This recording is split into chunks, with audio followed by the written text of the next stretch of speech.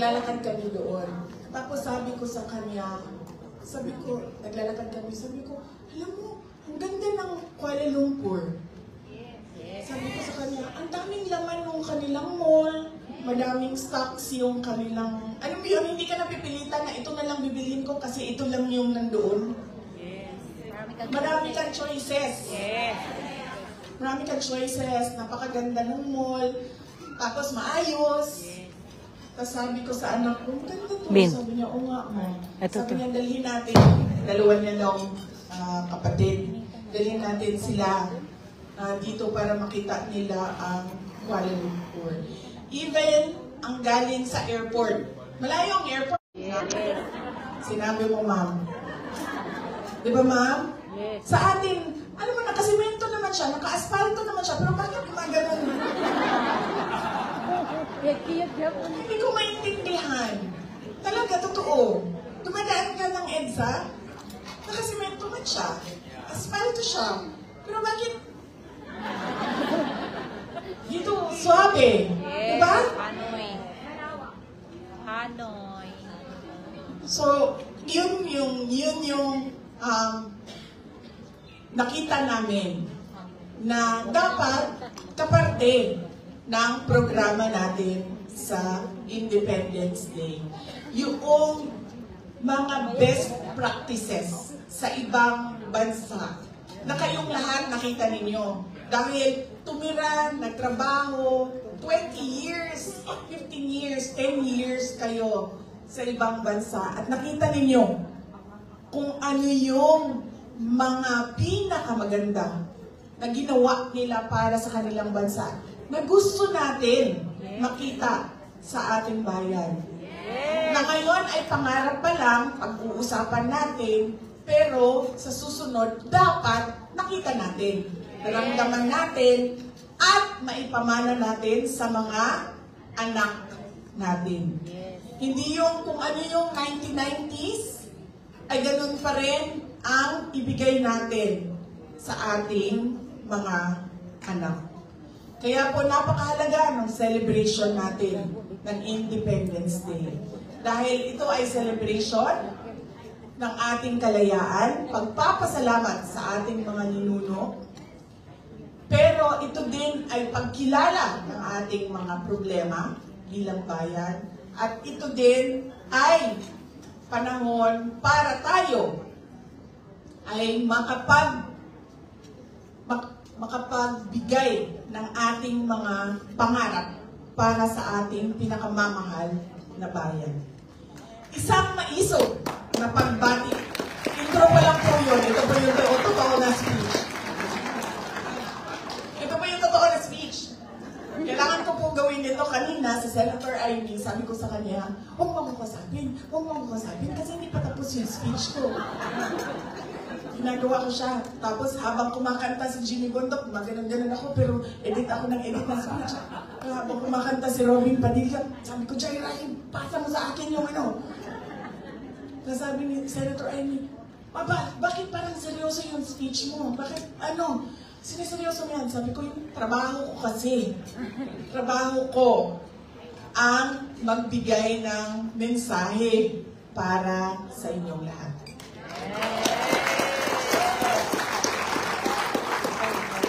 Isang maisog na pagbati para sa lahat ng mga Pilipino dito sa Malaysia at sa lahat ng mga Pilipino sa buong mundo na nanonood sa ating live streaming na nagtitipon at nagdiriwang ng araw ng kalayaan.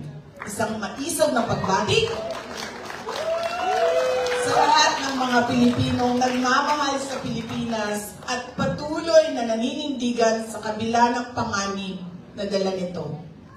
Katulad ninyong mga overseas Filipino workers. Matapang ninyong hinaharap ang mga panganib at hirap sa ibang bansa para lang mabigyan ninyo ng komportableng buhay ang inyong mga pamilya sa Pilipinas. Kami po ay nagpapasalamat sa patuloy ninyo na suporta sa ating bayan at sa pag-aalaga ninyo sa inyong mga pamilya na nandun sa ating bayan. Ang inyong mga sakripisyo at tapang ay nagsasalamin sa lalim ng inyong pagmamahal sa inyong pamilya. At dito rin natin nakikita ang inyong malasakit para sa Pilipinas. Ang ating pangarap ay lumaya sa kahirapan at maging matatag ang bansa. Kapag matatag tayo, maganda ang ekonomiya. At kapag maganda ang ekonomiya, may kabuhayan at hanap buhay ang mga Pilipino. Posibleng hindi na kailangan maging OFW.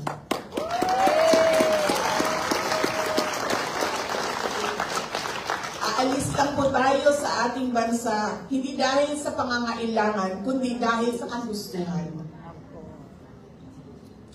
Sa ating pagdiriwang ng Araw ng Kalayaan, tandaan natin ang mga sakripisyo ng ating mga bayani na dahil sa kanilang pagmamahal sa Pilipinas ay walang takot na itinaya ang kanilang buhay at lumaban.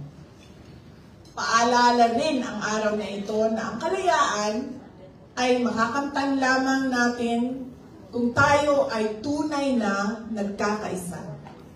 Dahil sa ating pagkakaisa ay nagkakaroon tayo ng lakas, ng determinasyon, ng tapang, ng kaisog. Gayunpaman, sa ating pagkakaisa ay nalalantad ang mga interes na salungat sa interes ng mga Pilipino. Nabubunyag ang tunay na kulay at nalalantad ang kanilang pagbabalag kayo. Gamit ang dahas at hiram na kapangyarihan, ay papahirapan nila tayo. Ang dinaranas ngayon ni Pangulong Rodrigo Duterte ay konkretong halimbawa nito.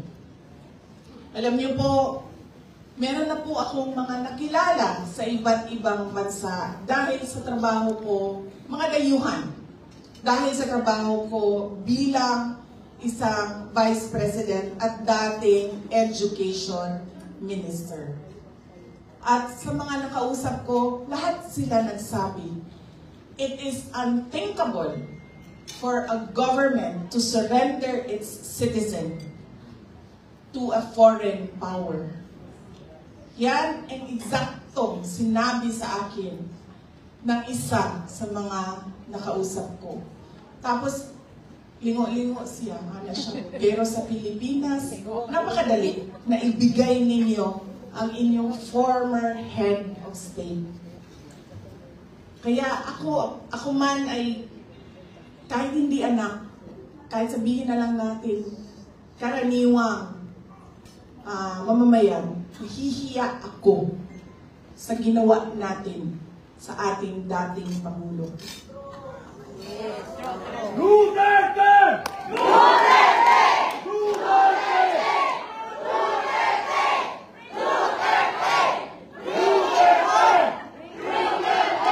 At syempre, inimbita ko si Senator Amy Marcos kung saan man ako pumupunta, dinadala-dala ko siya. Kasi sinasabi ko sa kanya, hindi ako ang magbabalik kay dating Pangulong Duterte sa Pilipinas. Dahil ang kapatid mo ang nagpadala sa kanya sa Hague, ikaw ang magbabalik sa kanya sa Pilipinas.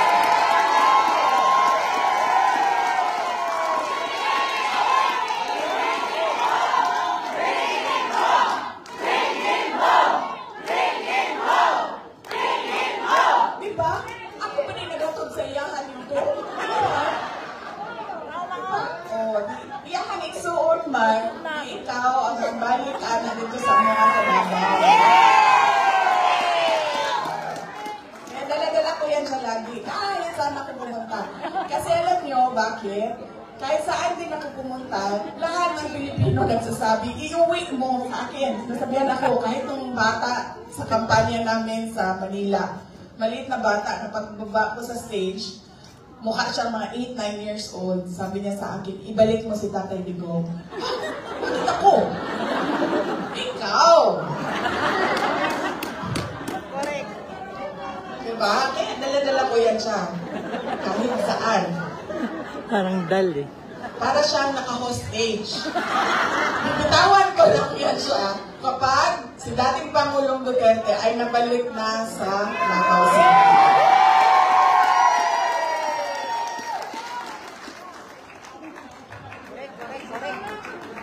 Tapos pagbabayarin ko pa yan ng fish head curry mamaya.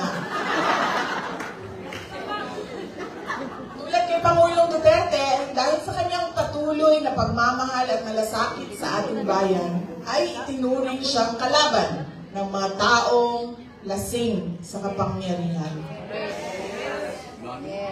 Patunay din ito ng ating karanasan na nagpapakita na ang pagmamalasakit at paglilingkod sa bayan ay banta sa interes ng iilan lamang. To them, we are a hindrance, an obstruction to the path of their personal ambition, an enemy they must eliminate to clear their way. Napanood niyo ba yung speech ni Senator Aimee doon sa Senado? Yun po ang kabukuhan ng explanation ng sinasabi ko. Hindi ko po napanood, pero panoorin niyo. Marami ang nagsabi sa akin na naipaliwanag niya ng maayos kung ano ba yung nangyayari sa impeachment na ginagawa. Yes. The attacks are cowardly, yet openly disingenuous and arrogant. Absence of basic human decency and respect for the rule of law. Typical of people drunk in power. Pero nananatili tayong nakatayo dahil ang pinaglalaban natin ay tama at totoo. We remain strong, steadfast, and grounded in truth, integrity, and faith in the hand of God that will move in ways we cannot comprehend at this point. Justice bends to the truth, and we are ever more resolute in our fight for the Philippines. Kalayaan, kinabukasan, yung ating KKK,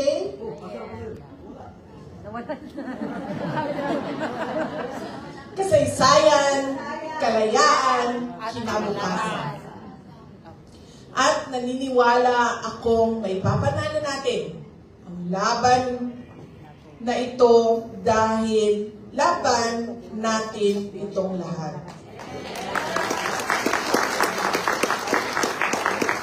May papanalo natin ito sa kabila ng mga banta, pananakot, pagmamalabis, at bangis. Tandaan natin na walang silbi ang anumang hadlang sa nagkakaisang mamamayan. Mga kababayan, alam na natin lahat kung ano ang problema ng ating bayan. Dahil nagreklamo tayo araw-araw. Kami na nandoon sa Pilipinas, nararamdaman namin araw-araw. Example na lang, yung tagtag ng EDSA araw-araw.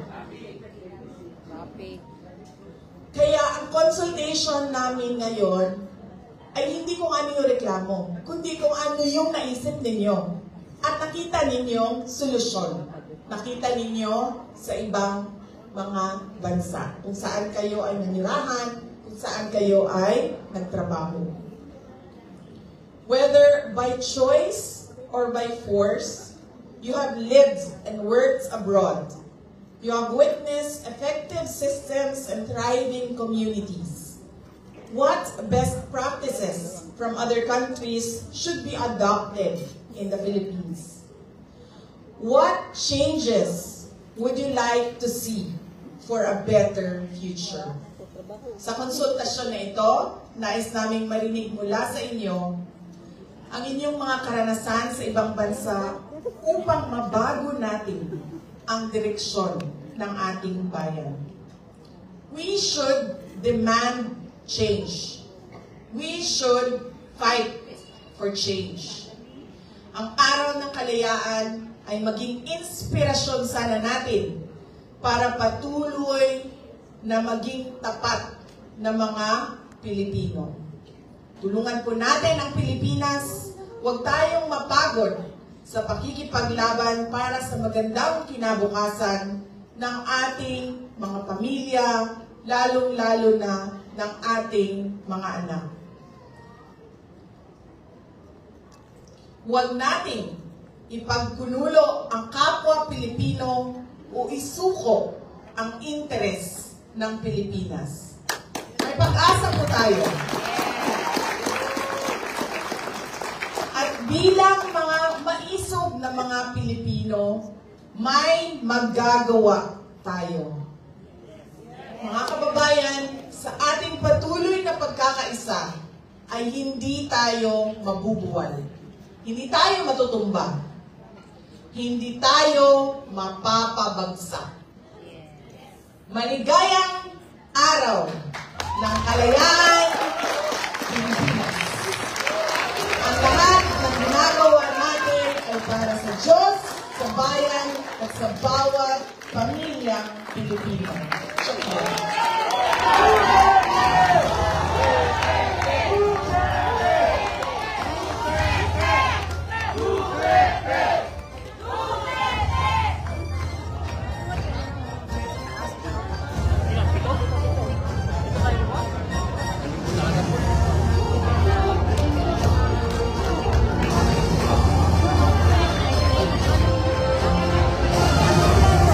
Maraming salamat, Vice President Sara Duterte!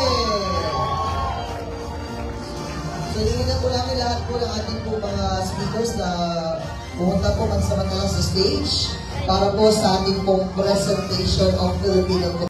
Pinayagan ng kanilang mga employers. Boss. At marami ang binago ang schedule para lang tayo ay magsama-sama ngayong araw na ito. Maraming salamat po sa inyong lahat. Alam ko po yung pagbabago ng day off dahil kanina doon sa baba, pagdating ko ay meron tayong mga kababayan na nag-aantay.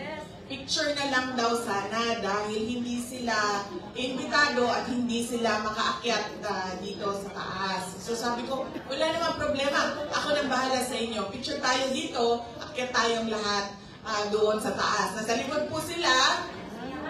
At noong kami paakyat sa elevator, sabi po nung isang kababayan natin, Inday Sara, nagpalit ako ng day off para sa iyo. Kaya po, una po talaga ang aking pagpapasalamat sa inyong lahat dahil nandito kayo. Pangalawang pagpapasalamat po ay para po sa Maisog, Kuala Lumpur at sa Kingdom of Jesus Christ. Dahil po tinulungan nila kami, ang Office of the Vice President, na ma-organize po ang ating pagtitipon ngayong hapon na ito. Maraming salamat sa inyo. Sigurado ako, marami sa inyo ang wala pang tulong dahil sa paghahanda ng ating celebration ngayong araw na ito. Ang susunod na pagpapasalamat ko ay sa mga kasamahan ko po sa Office of the Vice President. Maliit lang po ang team namin, pero sila po yung kausap ng ating mga local organizers. Unang-una na po si Jaira. Led by Jaira. Hindi ko na pangalala ng iba. Maraming salamat. Si Jaira din po, walang tulog. Galing pa yan sa Hague hanggang papunta sa Kuala Lumpur. Siya po yung kausap lagi ng mga parallel groups natin, ng mga OFWs natin at mga local organizers natin para mabuo po yung mga programa sa iba't ibang lugar sa mundo. Maraming salamat sa mga kasamahan ko. Ang susunod po na pagpapasalamat ay sa akin pong mga kasamahan. Una na po si Senator Amy Marcos, Senator Robby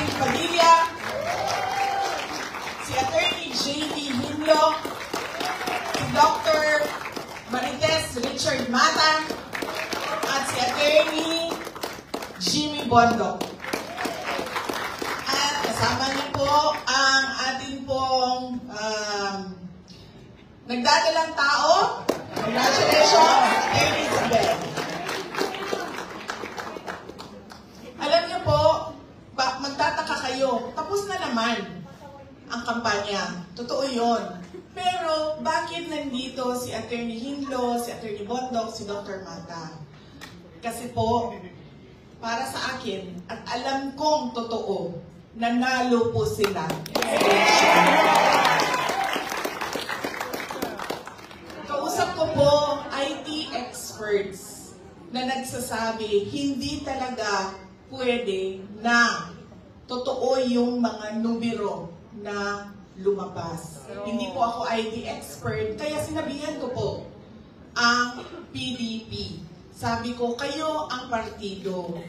Questionin nyo kung paano ginawa ang proseso ng bilangan. Karanasan ko po noong 2022, una ko pong nalaman na baka manalo ako bilang Vice President dahil una pong lumabas ang absentee voting, ang OFW vote. Nakita ko po doon ang panalo ko. Ganun po ang nangyari sa kanila. Panalo po sila sa OFW vote, sa absentee voting. Lahat ng makadaupang kamay ko, lahat ng maiyakap ko, lahat ng mahalikan ko, sinasabi ko, dalhin nyo ang kodigo, vote straight tayo, 10 ang ating senators. Kaya po, naniniwala talaga ako, sila ay ating mga senators. Kaya nagpapasalamat din po ako sa oras nila. Sariling gastos po yan sila lahat dito. Sinasabi po namin sa kanila, imbitado kayo sa Malaysia, pero wala po kaming panlibre sa inyo. Kaya gumastos kayo ng sarili ninyong pera. At alam nyo, sa totoo lang, dahil wala kaming sponsor sa aming pagkain, kanina, si Senator Amy at ako, nag-uusap kami o paano yung libre sa dinner sa mga bisita natin. Sabi niya, oh, wala nang problema, fish head curry lang naman yan, ako lang magbabayad yan.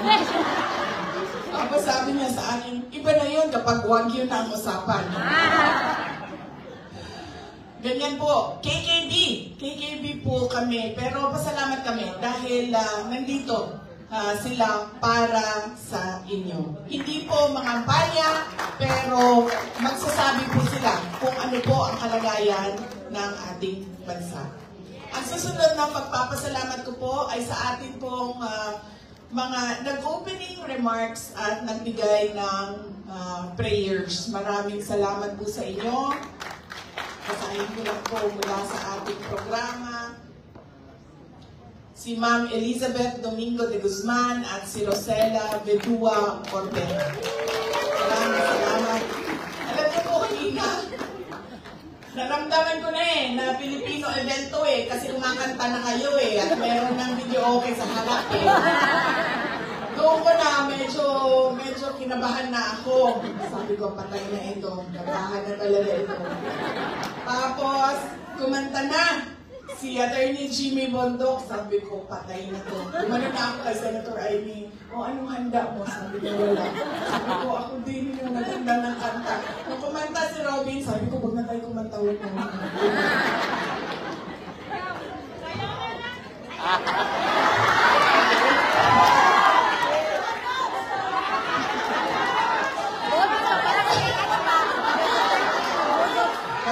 Mag-practice mo na kami ni Doc Marites Mata, ha? Tapos nabalikan namin kayo mamaya. Kabisaluhin ko na yung kanyang moves. Kaya po, tapos naramdaman ko po yung init ng inyong pag-welcome ba? Yung init ng inyong pagtanggap sa amin dito. Maraming salamat. Thank you. Kinabahan ako sa inyong kanta talaga kanina. Ay, wala akong handa. Noong po kinakanta yung You Raise Me Up, ito po ay alam natin lahat kanta ni dating Pangulong Rodrigo Duterte. lagi ko po yung naririnig. Sa sasakyan niya, sa bahay niya, pinapatugtog niya yan. At alam niyo po, kanina, medyo na-touch ako sa kanta. Dahil naalala ko siya. At syempre, malayo siya sa ating lahat. At alam niyo, naalala ko din siya sa mga turo niya sa akin kanina. Dahil medyo syempre na ano yung damdamin ko sa kanta. Pero naalala ko, lagi sinasabi niya sa akin noong ako ay lumalaki, bawal umiyak. Mag-isip ka lang ng solusyon, always forward, bawal umiyak. Ito, hindi ako nagpaalam kay Kitty, pero sabihin ko na sa inyo, nung isang beses na magkasama kami sa pagbisita doon sa loob ng ICC Detention Unit, sinasabihan ko na yan sila lahat bago pumasok. Huwag kayo umiyak doon sa loob. Huwag kayo umiyak kasi magagalit yan. Huwag kayo umiyak. Yung beses yan. Isang beses, kasama ko si Kitty, hindi nakapagpigil. Kasi siya naman ay malapit talaga kay Pangulong Duterte. In fact, hanggang ngayon, pag merong pagkakataon, ay tumatabi pa din sa tulong si Kitty sa aming tatay. So umiyak. Gumanon na ako sa kanya. Tapos, nakita siya. Siyempre, nakita siya. Kasi gumaganyan doon eh. Tapos, pinagalitan. Sinabihan siya, your tears won't help. Tapos sabi ko,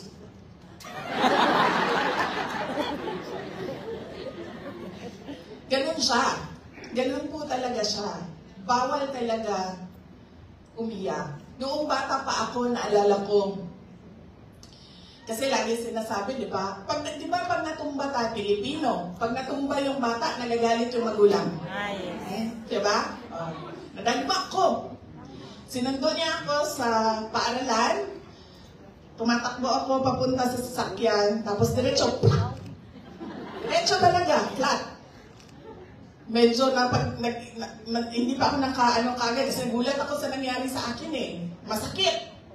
Pero nakita ko, nakatingin yung tatay ko, nandun sa sasakyan eh. Maganyan, no?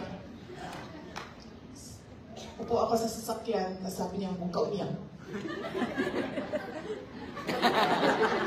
Masakit eh. Diba? Diretso eh.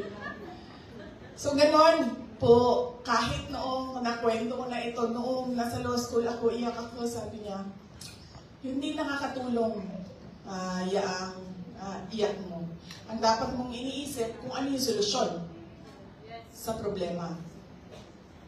Kaya kanina, napakaganda nung kanta at naramdaman ko talaga siya dahil naalala ko yung tatay ko pero bawal umiyak. At alam niyo po, Attorney JV, totoo yan. Itim po ang nararamdaman nating lahat ngayon kung ano yung nangyayari sa bayan natin. Kaso po, nung binasa ko yung program, nakalagay po doon, my best dress contest. Sabi ko doon sa mga kasama ko, kasi nahuli na dumating yung mga kasama ko eh. Nung nabasa ko yung program na may best dress, sabi ko, pakisabi, dalhan ako ng Filipiniana. Kasi sasali ako sa best dress contest, di ba? Okay. Sasali ako sa programa na ito. Pero, nung pagpasok ni Robin Padilla, nakita ko yung kanyang barong, sabi ko, aba, napakaganda ng pagkasukat, pagkatahi, yung sa akin medyo maluwang-luwang pa. Sabi ko, wala na, talo na ako sa best dress. Tapos nung pumasok sa Senator Amy, natanggap ko na po. Na hindi ako ang best dress. Sabi ko sa kanya kanina, sabi ko, ang ganda ng green mo. Sabi ko, sa akin na yan. binigay naman niya sa akin. Gusto ko yan dahil si Troy, parang pang-iba na alam. Nakita nito eh. No? Pero, kanina, nung nakatayo si Attorney Jimmy Bondok dito sa harap, Attorney JB, naisip ko na siya na lang ang ating i-best dress sa table namin. Kasi nagpagawa siya ng barong para sa oath-taking niya.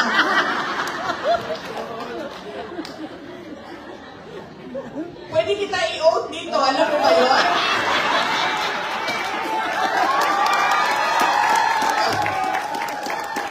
Pwede ko i-administer yung oath mo.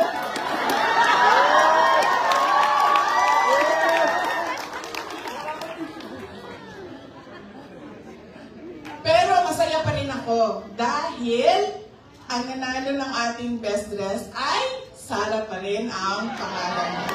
Sara, makasain, ma'am, congratulations. At syempre, ang ating male best dressed ay Jambara bin Jinula. Congratulations.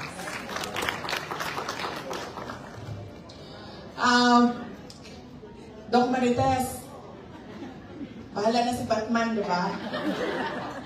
Sabihin ko sa'yo, wala nang mas Pilipino pa sa akin. Kanina, si Jaira, yung ating pong lead organizer galing sa Office of the Vice President, 1:34 na. Nasa hotel pa ako. 1:30 ang magsisimula yung program natin, di ba? 1:34 na, nasa hotel pa ako. Sabi ko sa kanya, Jaira, sabi ko, gusto niyo ba na magsimula na kayo? Kasi ang usapan natin, 1:30. Hahabol na lang ako. Sabi ni Jaira, hindi. Kasi gusto ng mga kasama natin, mga kababayan natin, kasama kanila na kumanta ng Lupang Hiniram. So sabi ko, okay. Pero sabihin mo sa kanila, traffic. Malilit. Totoo naman. Totoo din naman talaga. Pero dapat umalis ako ng alauna para umabot ako ng 1:30. Hindi ako aalis ng 1:34 para dumating ng alas 2. Isa pa, traffic yan. Yan lagi pakisabi na traffic. Pangalawa, bahala na si Batman. Noong galing kami sa Hague, tapos, nakalimutan ko lang kung ano yung topic namin ng nanay ko. Sa galing kami sa Hague, neto lang nag-duty kami, bisita doon kay dating Pangulong Duterte. May sinasabi siya sa akin. Tapos sabi ko, Ma, bahala na si Batman, Ma. Uy! Tapos sabi niya, Day, sino si Batman? Sabi niya, lagi mo yan sinasagot sa akin sa chat. Sino si Batman? Sabi ko, Ma, si Batman ba? Yung cartoon character ba si Batman? Batman and Robin, Batman! Tapos sabi niya, oh, bakit bahala si Batman? Napaisip din ako, bakit nga ba bahala si Batman? Fresh na fresh yan. Kagagaling lang namin sa biyahe. Tinanong talaga ako ng nanay ko, sino daw si Batman? At hindi ko na rin alam, bakit ba bahala si Batman? Bakit hindi